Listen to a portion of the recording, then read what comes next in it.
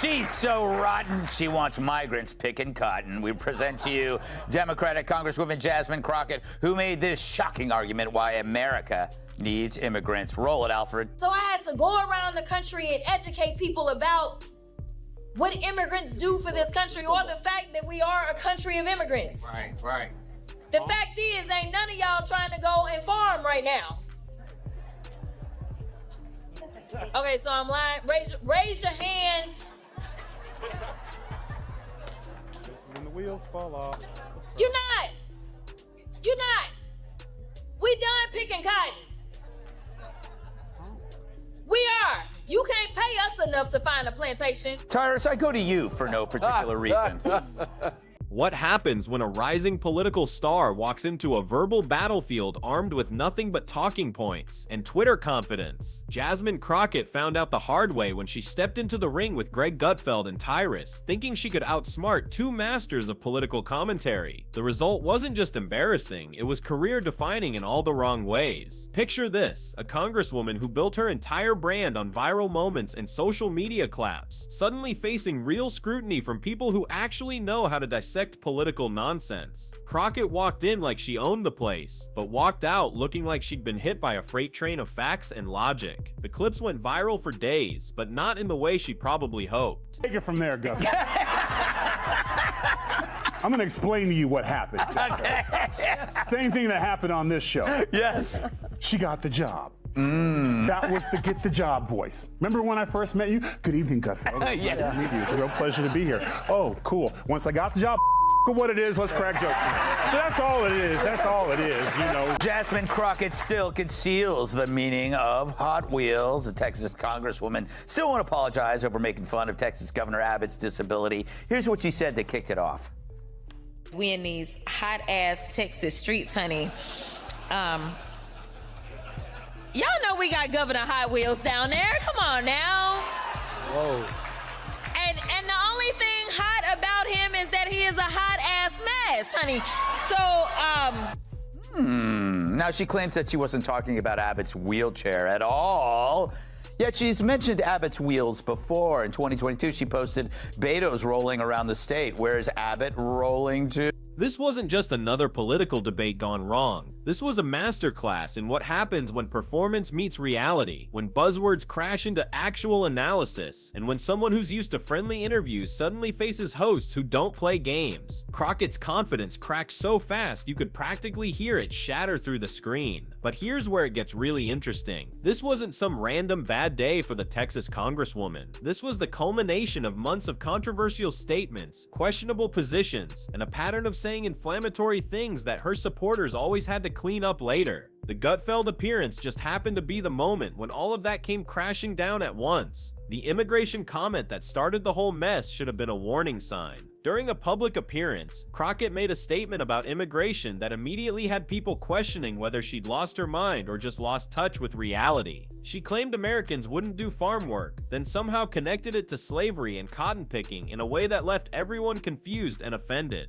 You gotta, to get the job, you know, you gotta leave the Negro at home and do the, like, you know, the what it is afternoon, and then once you get in, you can say whatever you want to say. Listen, everyone talks different with their crew and their people. Everyone has a different way of talking when they're with other people or whatever. She's too comfortable, and she thinks she's clever when she does that. But here's the cold part.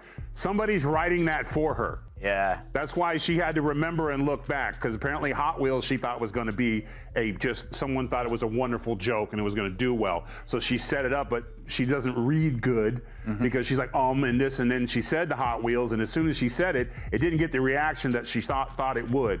Her exact words were something that political consultants probably have nightmares about. She told a crowd that Americans are done picking cotton and you couldn't pay them enough to work on a plantation, seemingly as an argument for why the country needs more immigrants. The logic was twisted, the delivery was tone deaf, and the reaction was swift and brutal. What made it worse was how she doubled down when challenged.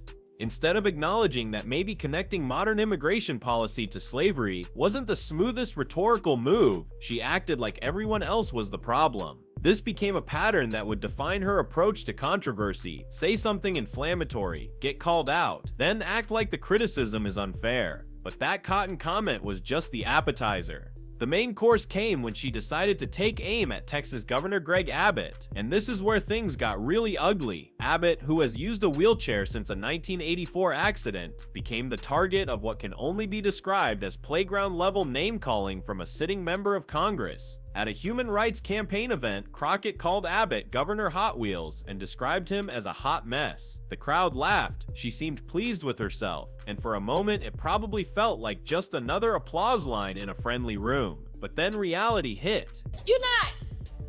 We done picking cotton. We are. You can't pay us enough to find a plantation. Tyrus, I go to you for no particular reason. Is she making any point there?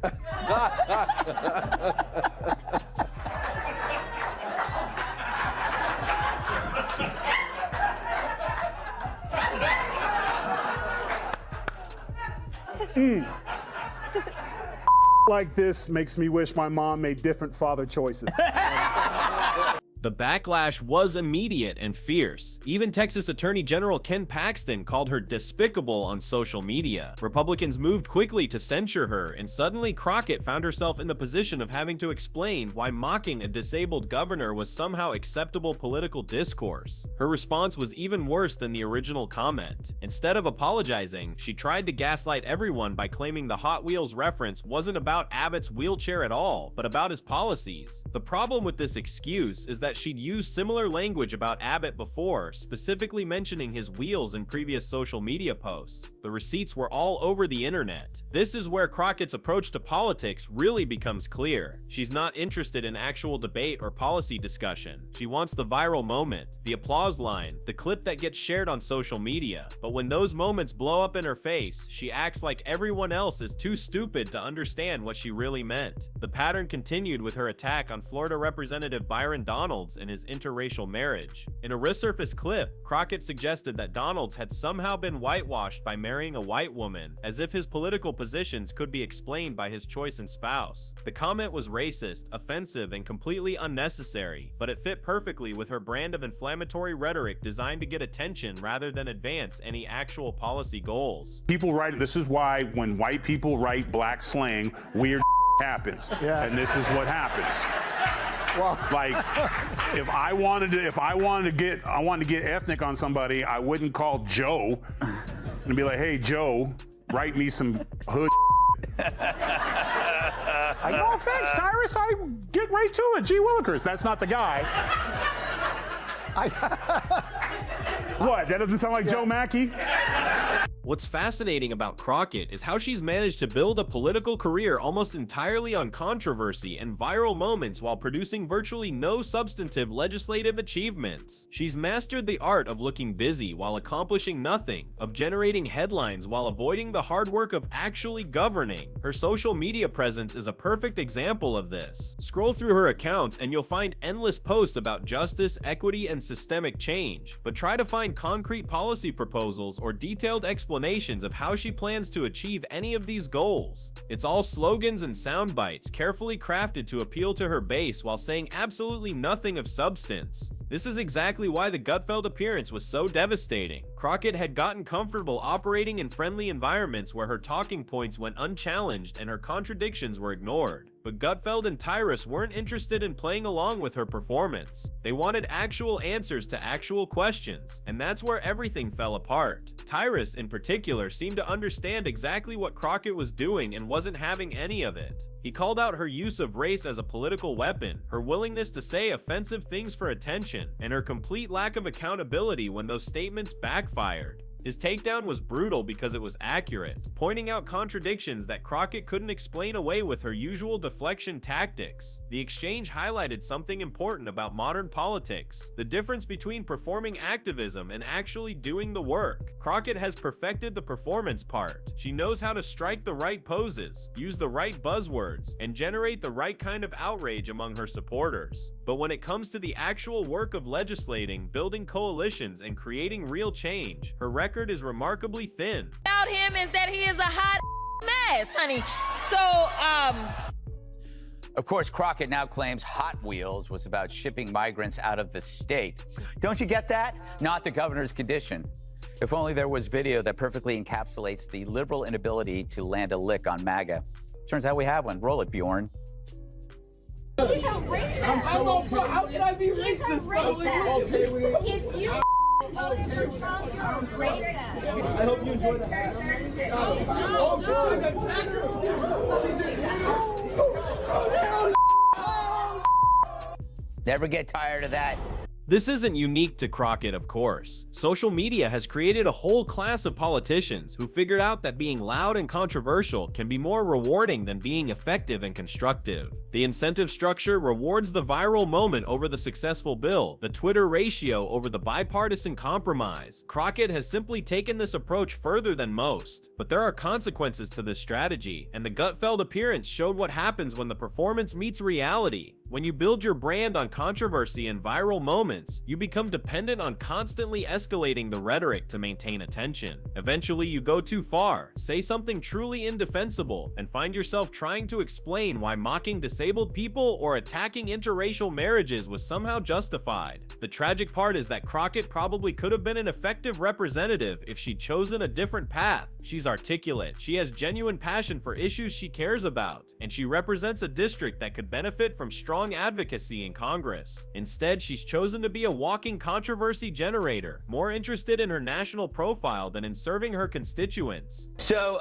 Dana, Governor Hot Wheels, she claims that it had nothing to do with the fact that he actually moves by wheels in a wheelchair, and he's good looking. Her cleanup was worse. That was one of the worst things I've ever seen. It was super dumb. So basically she's saying, I didn't do it. And even I did do it though, we're the victim. Jasmine Crockett's got another hot take. No blacks and whites on a wedding cake. The Democrats' new chosen one, Jasmine Crockett, is in the news again for an old clip where she attacked Florida Rep. Byron Donalds for marrying a white woman. Roll it, Bertha. Or literally, it's because you married a white woman and so you think that whitewashed you.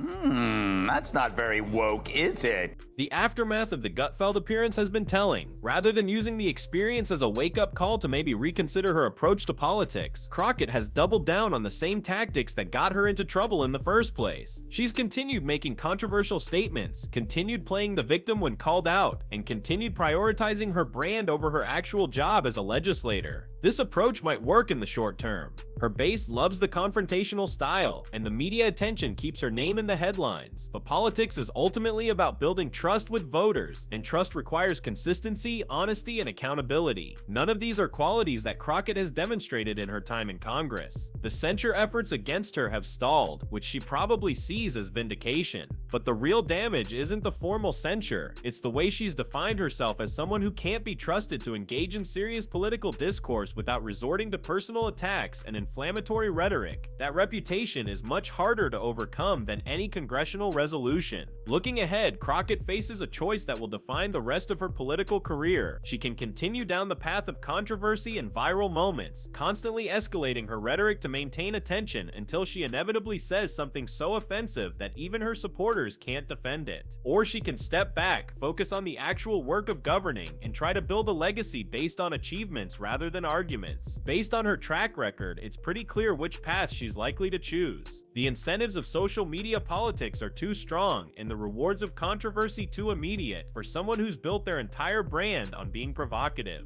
Crockett will probably continue generating headlines and viral moments until voters get tired of the act and decide they want actual representation instead of performative activism. The Gutfeld appearance was supposed to be a chance for Crockett to defend her positions and maybe win over some new supporters. Instead, it became a perfect demonstration of what happens when political performance meets genuine scrutiny. The emperor had no clothes, and everyone could see it. In the end, Jasmine Crockett's story is a cautionary tale about the difference between being famous and being effective, between generating attention and creating change, between performing politics and actually doing the work. She mastered the performance but forgot about everything else, and the Gutfeld appearance was the moment when that became impossible to ignore. The clips from that show will probably follow her for the rest of her career, not because they were particularly harsh or unfair, but because they revealed something true about who she is as a politician. Someone more interested in controversy than competence, more focused on her brand than her constituents, more committed to the performance of politics than to the actual practice of governance. Whether she learns from this experience or continues down the same path remains to be seen. But one thing is certain, the next time she walks into a room thinking she can outtalk people who actually know what they're talking about, she might want to come prepared with more than just talking points and Twitter confidence. Because as the Gutfeld appearance proved, sometimes the performance isn't enough.